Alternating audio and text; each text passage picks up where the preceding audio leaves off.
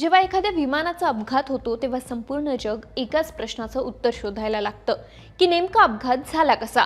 आणि याच प्रश्नाचं उत्तर देण्यासाठी वापरली जाते ती अत्यंत महत्त्वाची गोष्ट, त्याचं नाव आहे ब्लॅक बॉक्स। या ब्लॅक बॉक्समुळे अपघाताचं कारण कळतं। आता तुम्हाला वाटत असेल की ब्लॅक बॉक्स म्हणजे काळ्या रंगाचं उपकरण असेल, पण हे काळ्या नाही तर केसरी रंगाचं उपकरण असतं, कारण अपघातानंतर ब्लॅक बॉक्स शोधायला मदत व्हावी यासाठी केशरी रंग त्याला देण्यात येतो। हा ब्लॅक बॉक्स एवढा मजबूत असतो की एखादा जबरदस्त स्फोट झाला तरी या बॉक्सला काहीच होत नाही, किंवा तापमान 1100 डिग्री सेल्सिअस इतका जास्त असलं तरी या बॉक्सला काहीच होत नाही। 1100 डिग्री सेल्सिअस इतक्या तापमानातही तो टिकून राहतो। एवढंच नाही तर पाण्यात 30 दिवसांपर्यंत टिकून राहतो। यात एक छोटंसं यंत्र असतं जे पाण्यातही 30 दिवसांपर्यंत लोकेशनची माहिती देतं। याशिवाय कॉम्प्युटर सिस्टीमचा वापर करून यातील सर्व माहिती पाहिली जाते। पायलटचं शेवटचं संभाषण, अलार्मचा आवाज, तांत्रिक बिघाड याची सर्व माहिती मिळते। त्यामुळे अपघात झाला की पहिले ब्लॅक बॉक्स शोधला जातो। यासाठी एक स्पेशल टीम तयार केली जाते। प्रत्येक विमानाला ब्लॅक बॉक्स नावाचं एक उपकरण असतं।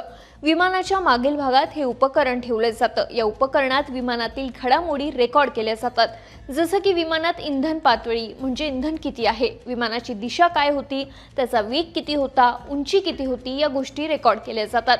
एवढंच नाही तर विमानातील पायलटचे संवाद आणि इतर आवाज देखील रेकॉर्ड होतात।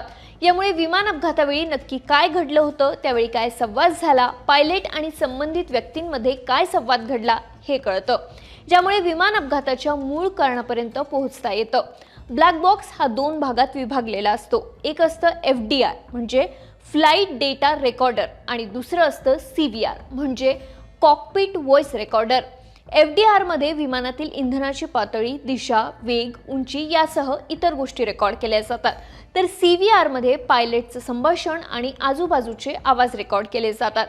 एवढा मजबूत आणि अपघाताची माहिती देणारं हे यंत्र कुणी तयार केलं, तर याचं श्रेय ऑस्ट्रेलियन शास्त्रज्ञ डेव्हिड वॉरेन यांना जातं।